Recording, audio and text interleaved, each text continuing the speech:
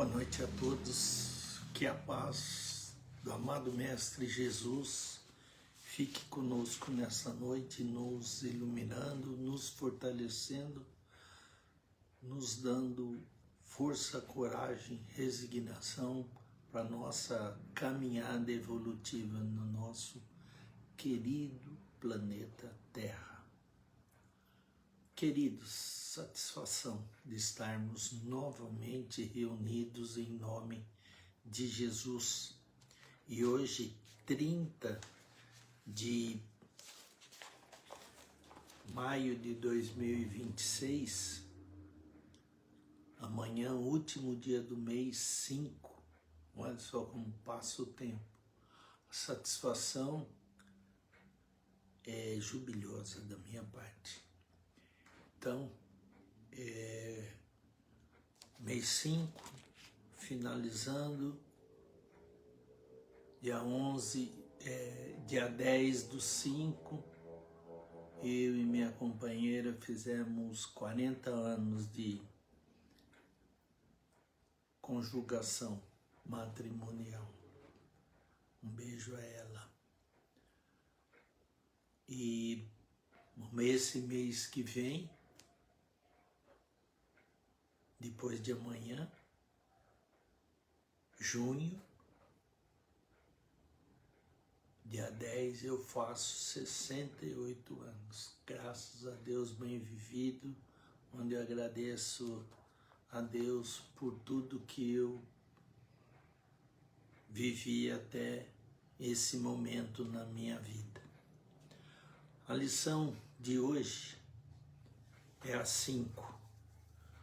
E essa live nós fazemos através do CEFAAC, Centro Espírita Francisco de Assis, Amor e Caridade, casa que eu faço parte e que muito me orgulha de fazê-lo. Então, a lição 5, o título é Curas. Então, curas do que, né? Das nossas doenças, das nossas chagas, dos nossos probleminhas que nós arrumamos por não fazer bem a nossa parte, né? Então as curas é abordado sob a ótica da responsabilidade individual de cada um e do mecanismo psicossomático da alma. E isso está apoiado em 3 pilares: crítica ao ceticismo materialista, que tem os fenômenos reais. Joana contesta a visão puramente materialista, que tenta reduzir todas as curas espirituais e paranormais a meros efeitos de sugestão ou de heterossugestão. Leis naturais. O Espiritismo demonstra que as curas instantâneas ou incomuns não violam as leis da natureza, que a gente não pode ir contra a natureza. Ana Lopes, boa noite. Que não podemos, né?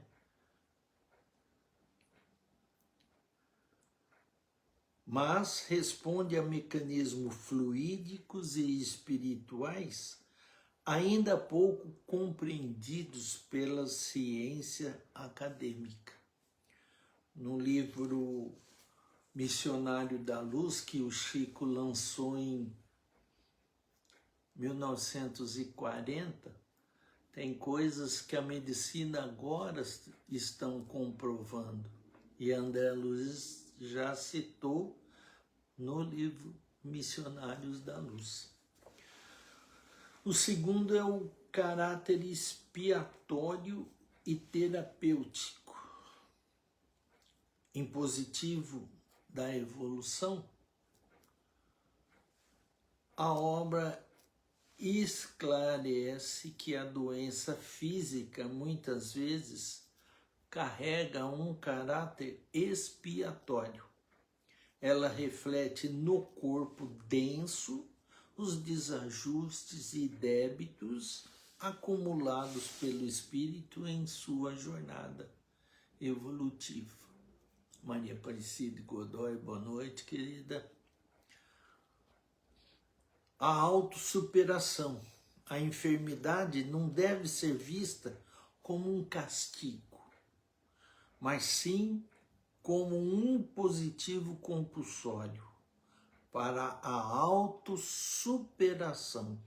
Ela obriga o indivíduo a desacelerar, refletir e transformar sua ecologia interna. É isso que nós temos que fazer. Quando as coisas não andam bem, introjeção e ver que nós estamos equivocados e pegar a direção correta. E a terceira, a verdadeira cura vem de dentro. Reforma íntima. Para Joana de Ângeles, a eliminação definitiva de um mal orgânico exige a cura da alma. Modificações de pensamentos, superações de mágoas e o cultivo do amor. Provém a harmonização do perispírito, que consequentemente reflete a saúde do corpo. O papel da fé.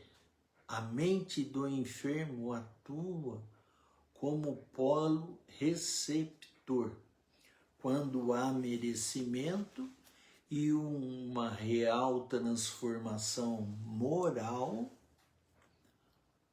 Os fluidos terapêuticos trazidos pelos benfeitores espirituais encontram campo ideal para operar o restabelecimento da saúde. Então, isso foi um apanhado do que essa lição de hoje Joana vai nos alertar. Como eu sempre diz, ela dá umas boas dicas. Se nós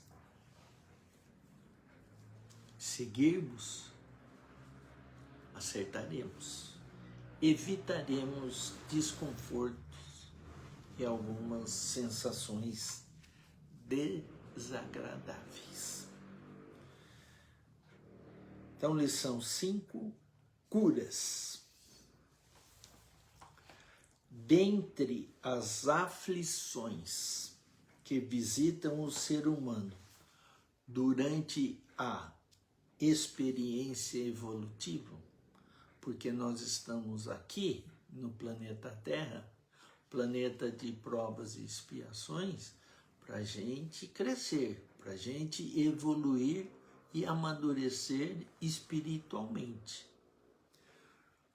As enfermidades assumem proporções expressivas, em se considerando a fragilidade da maquinaria orgânica que lhe serve de domicílio, assim como as condições morais e espirituais em que estagia.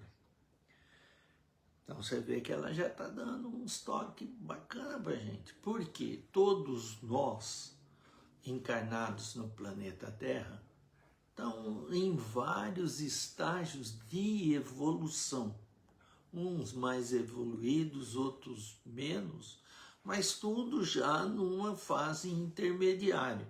Já saímos da nossa infância evolutiva e somos adolescentes.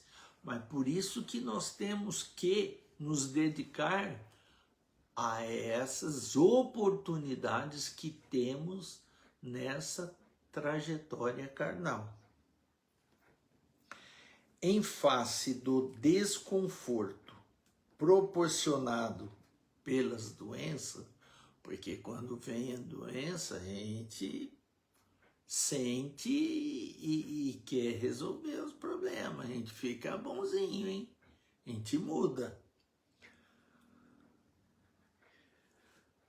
Há um anelo natural, um desejo ardente e quase obsessivo pela conquista da saúde. Quando vem essa visita que a gente não gosta, né? A doença, a gente quer conquistar a saúde. Esquece que nós não cuidamos bem do nosso corpo, da nossa maquinaria, como ela fala, né? Através da qual o sofrimento ceda lugar ao equilíbrio.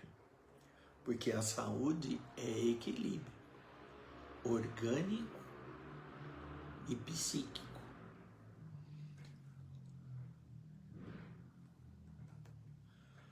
O sofrimento ceda lugar ao equilíbrio das energias e, por consequência, consiga-se a ambicionada felicidade. Todo mundo quer a felicidade, não é? E o que você está fazendo para você conseguir? Porque não adianta você fazer tudo ao contrário e ambicionar que ela aconteça na sua vida. Você precisa fazer muito bem a sua parte, que aí, no tempo de Deus, as coisas vão acontecendo. Agora, você anda no caminho transverso e quer que as coisas aconteçam, é impossível. Acredita-se equivocadamente que a ausência das enfermidades produz a plenitude, quer dizer, o topo, a integridade, sem que se dê conta dos diversos fatores indispensáveis para a instalação dela. Quer dizer, eu quero, mas não faço nada para que ela aconteça. Ou seja, possível, né? É só querer, mas não poucas vezes, quando se está com o organismo em equilíbrio relativo, busca-se o prazer desenfreado e o desgaste desnecessário da organização psicofísica, utilizando-se equivocadamente das funções para o imediato desfrutar dos favores que decorrem das sensações. Tudo tem consequência. Ceitil por ceitil que a gente faz de certo ou de errado, a conta chega. Aí quando chega, a gente não gosta, mas façamos bem a nossa parte, que aí as consequências melhores nos comparecem. A imaturidade psicológica responde pelo desconhecimento do que realmente é plenitude, estabelecendo paradigmas, padrões que não correspondem à sua realidade. Quer dizer, a gente quer a plenitude, mas faz tudo ao contrário. Ou seja, não vai conseguir de imediato. Por isso que quando a gente está equivocado, a gente tem que mudar. É a transformação que vai nos levar à plenitude. A questão fica, portanto, a exigir nova ótica de entendimento a respeito da vida e dos seus objetivos. Isso que é muito importante.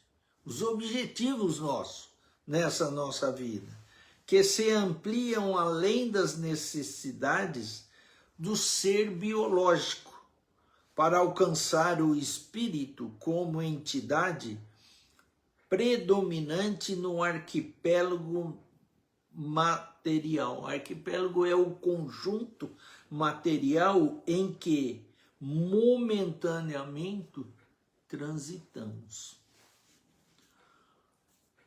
A causa de todos os acontecimentos na esfera da existência humana se encontra.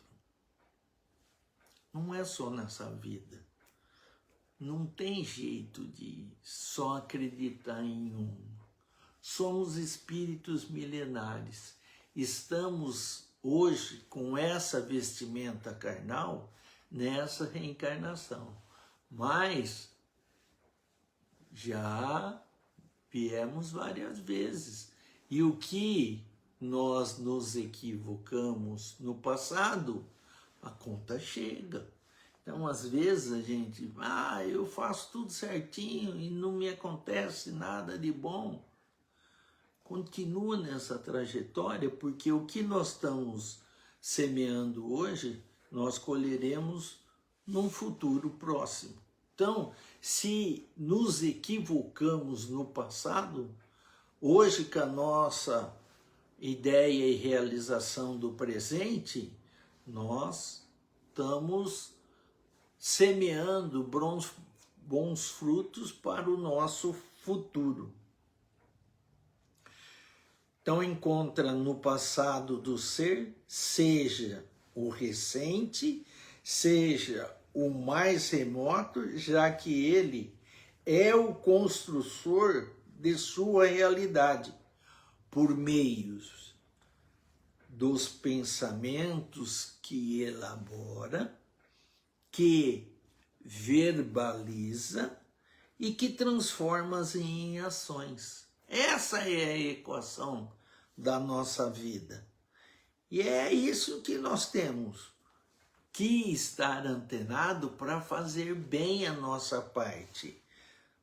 Pensamentos que elaboramos, o que falamos e o que fazemos. O senhor Armando falava para mim, pensamentos edificantes, meu filho, ações edificantes. Ele estava certo. Eu falei, esse velho só fica me cobrando essas coisas, né? Se eu tivesse começado antes... Ei, Senhor sábio, hein? Esse aqui, ó.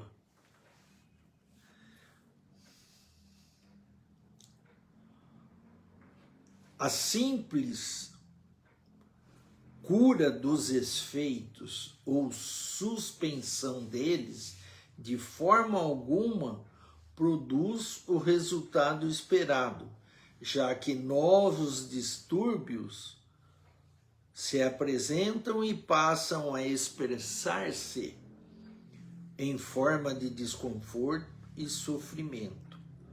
Somente a erradicação dos fatores causais consegue a real mudança do quadro de acontecimentos na esfera do bem-estar humano. A gente tem que remover a causa. Eu sou dentista, fiz ortodontia e me especializei e só faço ortodontia. Então é o seguinte, o paciente vai com a mordida cruzada, a arcada superior é fechada e a mordida está invertida. É fácil pôr um aparelhinho e descruzar. Isso tem um aparelho que eu não dependo da colaboração do paciente e expando e corrijo e descruzo. Libero o paciente. O que acontece? Se eu não interferir na causa do problema, daí 6 meses, 1 ano, ele volta, a má oclusão se restabeleceu. Por quê? Porque a causa não foi removida. Então eu preciso, tudo bem, esse é o efeito, a mordida cruzada. Mas por que ela aconteceu? Respiração bucal e não nasal, adenoide, hipertrofia dos cornetos. E aí eu tenho que pedir o tratamento daquilo. Por quê? Removendo a causa, aí eu trato o efeito e ele tem estabilidade. E é isso que a Joana está nos alertando. Temos que removermos a causa. Não é trabalhar só no efeito. E é isso que a medicina tem olhado muito para o lado causal. E não só no efeito imediato que você toma remédio e passa o sintoma. Só que daí um pouquinho, volta. Você tem que ir na causa, remover a causa e o efeito cessando tem estabilidade e não retorna. Por isso que muitos psicólogos e psiquiatras têm que ter esse conhecimento espiritual, porque a causa às vezes é do passado. E se não for acertada essa causa, só trabalhar o efeito presente, vai e volta, vai e volta, vai e volta. Isso é muito importante. Diagnosticar a causa para depois interferir no efeito para ter estabilidade e não ficar nesse vai e vem do problema.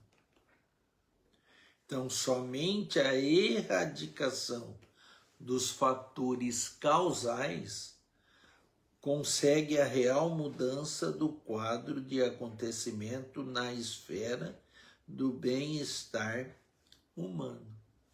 Então é aí que a gente tem que descobrir e mudar a transformação. É fácil? Não é. Fosse fácil, nós seríamos anjos já. Já estaremos bem perto da plenitude.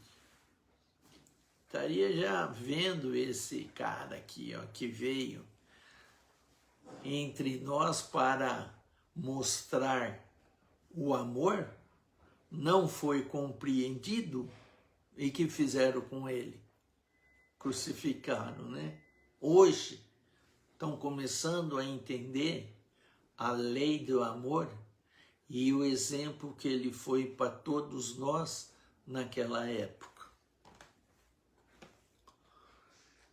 Então, há portadores de enfermidades graves que se sentem tranquilos, enquanto outros indivíduos que desfrutam de saúde e harmonia orgânica debatem-se em problemas diferentes que se lhes apresentam como provações de difícil condução. Então, cada um segundo as suas obras. O seu passado vai mostrar o seu presente, e o seu presente, o seu futuro. Temos que investir no caminho do bem, da paz e da luz. Kardec dizia que fora da caridade não há salvação. Mas, Douglas, você só fica nessa tecla, não muda. Mas vocês estão mudando? A hora que a gente começar a mudar, a gente vai começar a melhorar. E as coisas vão se transformar para uma fase melhor da nossa vida. Não adianta relutar. Quanto antes começar essa mudança, essa transformação moral, melhor para cada um de nós. O ser humano é muito complexo e suas necessidades são muito diversas, bastante diversas. Aquilo que para alguém é ventura, é favorável, para outrem não passa de realização de pequena monta, de pequena importância. Então, cada um é cada um por causa dos estágios de evolução que cada ser, no momento, se apresenta. Desse modo, a preocupação real deve centrar-se na busca da equação dos problemas, que respondem pelos acontecimentos que têm lugar na esfera do comportamento pessoal. A resposta para o desafio somente se encontra na conscientização das responsabilidades que lhe cumpre realizar durante o processo de crescimento interior. Mas, Douglas, não tem outro jeito, você só vem cobrar essa transformação, essa mudança para melhor. Infelizmente não tem. Quanto mais a gente demorar para mudar, mais tempo demoraremos para evoluir e conquistar a nossa plenitude. Compreende-se que o enfermo procure a recuperação da saúde. No entanto, faz-se-lhe indispensável que se aplique a manutenção do quadro dos valores morais que lhes são fundamentais para a preservação dela. Não tem outro caminho, é esse. Ademais, encontrando-se em condição de endividamento espiritual perante as leis que regem a existência humana, é-lhe exigido um esforço para erradicar as causas geradoras da doença. Então, lembra que nós estávamos falando lá que você tem que erradicar as causas, senão os efeitos, as consequências, não adianta você trabalhar ali. Você não mexer na causa, não erradicar, vai e volta, vai e volta. Não tem outro jeito. A nossa transformação moral é uma coisa que a gente tem que buscar incessantemente, para que quando a gente menos esperar, a gente está fazendo bem e não olhando a quem, automaticamente. Aí a gente vai estar melhorzinho. A busca desenfreada de soluções mágicas torna mais difícil a aquisição do equilíbrio. Não existe sobressalto. É homeopaticamente, é gota a gota. Ninguém de ruim fica bom do dia para a noite. A insistência tem que ser muito grande e nesse caminho dá as escorregadas. Tem problema, Deus é infinitamente bom e justo, e Ele nos aguarda, sorrindo e de braços abertos. Olha que beleza. Será que a gente tem essa disposição para quem erra com a gente, de estar com alegria e braços abertos, querendo o retorno do nosso irmão, fica a pergunta e questionamento. Então, a busca desenfreada de soluções mágicas torna mais difícil a aquisição do equilíbrio. Sejam elas as que decorrem da medicina acadêmica ou homeopática, sejam as alternativas entre as quais podemos incluir as de origens mediúnicas, gerando ansiedade e perturbação. Ninguém tem paciência de nada. Eu estava subindo hoje para casa, quer dizer, é a hora que cruza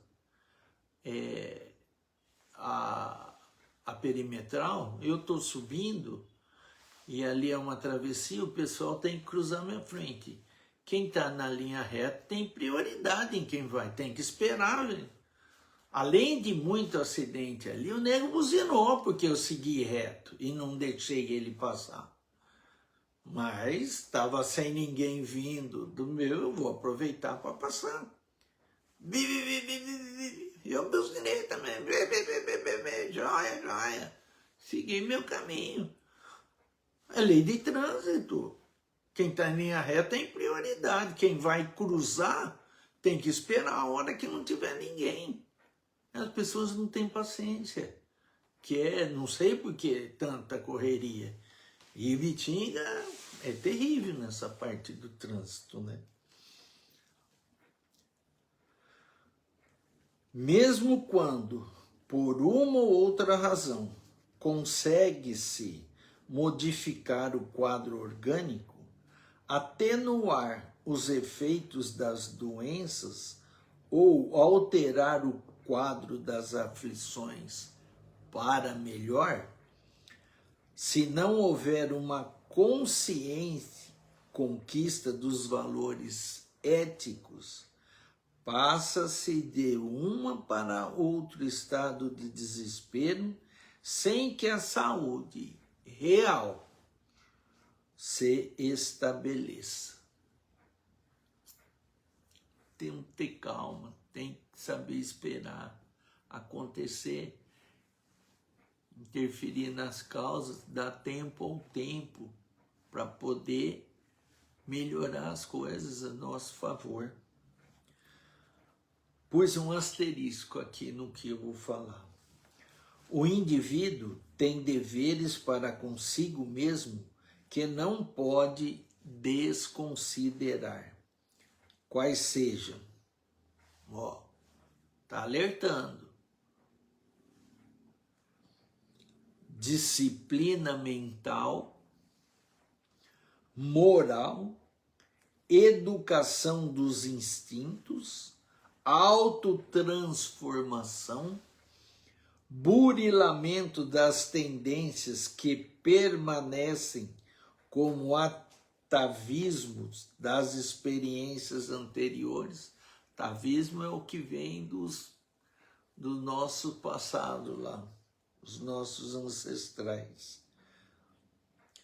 Cultivo das ideias felizes, atividades de enobrecimento pessoal e social, trabalhando arduamente para modificar as estruturas da comunidade onde vive, mediante a própria renovação. Façamos bem a nossa parte. Ajudemos quem esteja ao nosso derredor.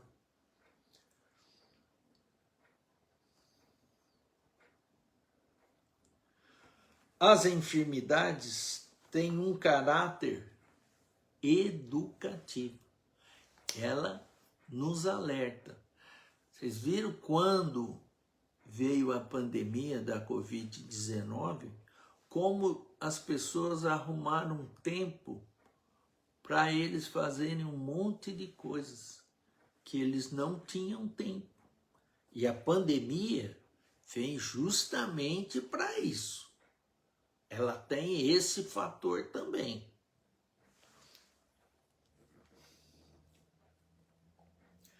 Somente ocorrem quando o indivíduo necessita de um corretivo, de reflexão ou oportunidade para ensinar aos demais como enfrentar dificuldades com os olhos postos nos ideais relevantes.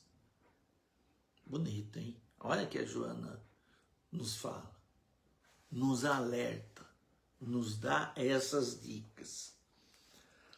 A dor provação constitui resgates para o espírito.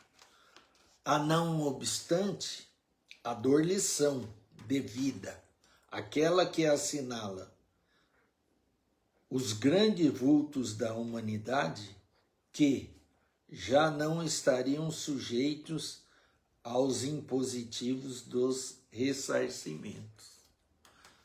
As pessoas que vêm com aquela missão de fazer bem, porque a sua parte são espíritos mais superiores e eles fazem muito bem a parte deles, né? Eles não desistem, eles persistem. E são esses exemplos que nós temos que seguir. Não é aquele fraco que se equivoca, que está sempre desviando da trajetória que nós temos consciência que devemos fazê-la. E quem é o maior exemplo disso? Jesus é sempre o exemplo máximo, porquanto sofreu sem ter qualquer compromisso com a retaguarda. E não reclamou. Fez muito bem a parte dele. E é exemplo para nós até hoje. Seguindo-lhe as pegadas, Francisco, o pobrezinho de Assis, é igualmente outra demonstração de sofrimento por amor, confirmando que a fibra moral não se enfraquece quando as dores se expressam, antes mais se revigoram. Francisco de Assis foi perseguido, enfiavam um ferro quente em seu olho e ele não reclamava. Por sinal, a mentora de Divaldo Pereira Franco, a Joana de Anjos, foi clara companheira de Francisco de Assis e fiel seguidora em sua trajetória de amor, de ajuda ao próximo que ele teve na sua trajetória carnal. Então são exemplos que nos fortalece e que, se for para imitar alguém, são essas pessoas que devemos imitar. E aí a Joana vai para a sua conclusão final. A lógica e a razão estimulam o ser humano a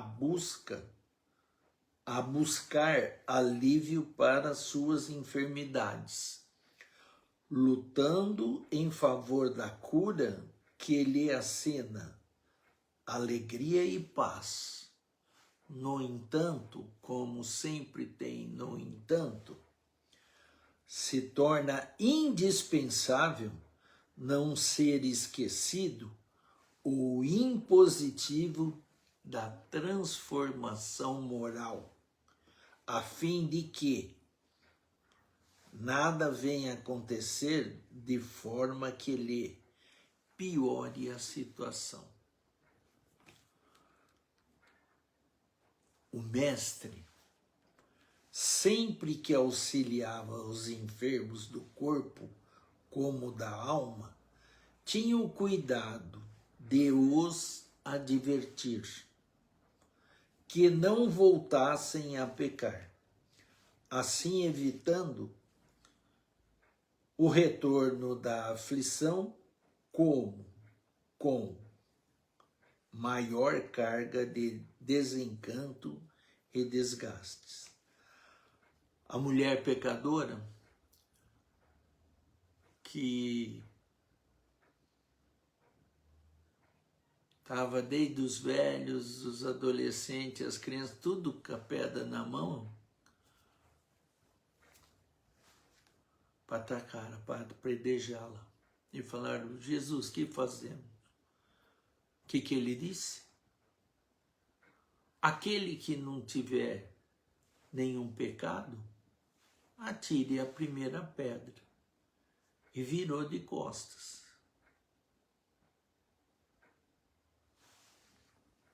Dos mais velhos aos mais novos foram soltando a pedrinha que eles estavam loucos para apedrejá-la, a mulher adúltera, e partiram.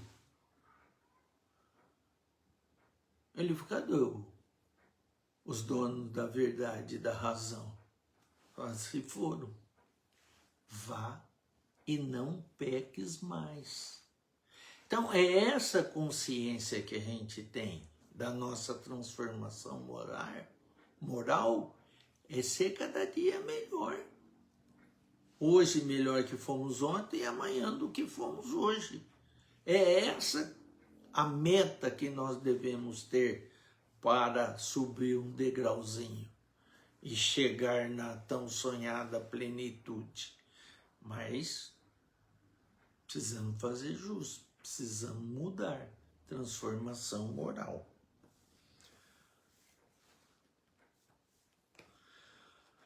O ser humano está fadado à glória estelar. Atingi-la depende exclusivamente do empenho de si se exija, não desfalecendo e tendo sempre em mente a conquista do Planalto é mais difícil do que a descida ao abismo. É aquela história, quem é rico é mais complicado do que quem é pobre. Quem é pobre tem muita chance. Agora quem é rei, a quem muito foi dado, muito será cobrado. E aí é complicado. O que você está fazendo? Quem você está ajudando? Ou você está sendo mesquinho? Está querendo só ser egoísta, avarento? Então, são essas coisas que nós temos que refletir e mudar. Porque na hora que a gente for para lá, vê o que vai caber dentro do caixão conosco. Que não for junto, despreze. O que for, invista. Vale a pena. A cura verdadeira, portanto, decorre do esforço que o paciente esforce para recuperar-se do débito, adquirindo valores novos que o defendam de futuros sofrimentos, o que nem sempre ocorrerá durante a sua atual vilegiatura carnal, se estiver em conta que sua enfermidade possui um caráter expiatório. Desse modo, um impositivo compulsório para sua autossuperação. A querida Joana, ela é excelente para ótima e nos alerta. Aí vai de cada um fazer bem a sua parte, porque fácil não é, mas se nós chegamos até aqui e temos esse conhecimento, temos tudo para a nossa transformação moral. Então vale a pena ir na causa e erradicar para a gente crescer, amadurecer e evoluir espiritualmente. Porque vale muito a pena.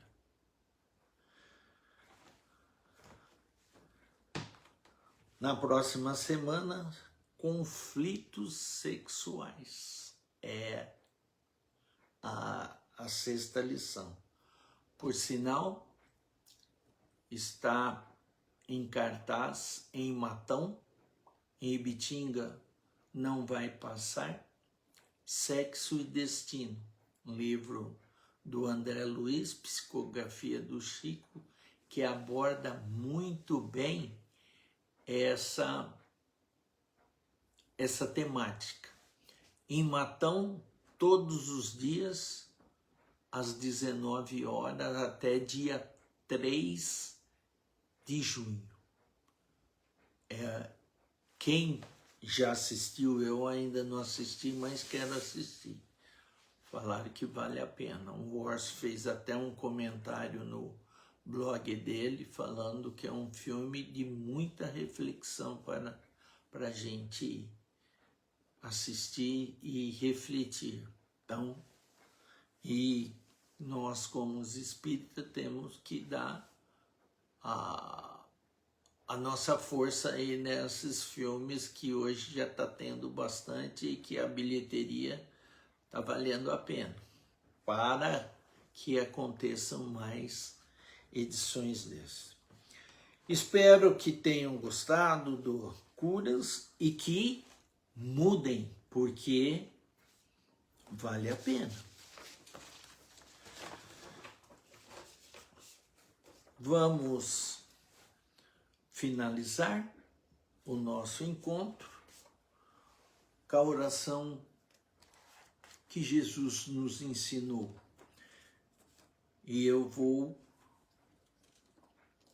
falar aquela que meu pai gostava muito, que é o Pai Nosso diferente. Espero que todo mundo tenha posto a aguinha aí para a espiritualidade colocar nela as energias e os remédios que cada um precisa e que ajude o nosso restabelecimento. Pai Nosso que estais nos céus, na luz dos céus infinito, Pai de todos os aflitos neste mundo de escarcéus, santificado seja o teu sublime, que em todo o universo exprime ternura, concórdia e amor. Venha ao nosso coração o teu reino de bondade, de paz e de claridade, na estrada da redenção. Cumpra-se teu mandamento, que não vacila, não erra nos céus como em toda a terra de luta e sofrimento. Auxilia-nos também nos sentimentos cristãos, amar nossos irmãos que vivem longe de Deus. E perdoa, meu Senhor, os erros tenebrosos de passados escabrosos de iniquidade e de dor. Com a proteção de Jesus, faça nossa alma crescer na proteção de Jesus, faça a sua luz se expandir. Faça o mundo se abrir nos seus braços de amor. Com a proteção de Jesus, livra nossa alma do erro neste mundo de desterro, distante da vossa luz. Que a vossa real igreja seja o altar da caridade, onde se faça a bondade do vosso amor. Que assim seja. E que Jesus, na sua infinita bondade, fique com vocês neste final de noite de sábado. Que tenham um excelente domingo e uma excelente início de semana. Que a paz, a luz e o amor de Deus estejam nos lares de todos e que tenham em mente que vale a pena investir nessa direção, porque nós que sejamos os maiores iluminados. Que o amado Mestre ajude todos nessa caminhada. Fique com Deus. Boa noite a todos. Até sábado que vem.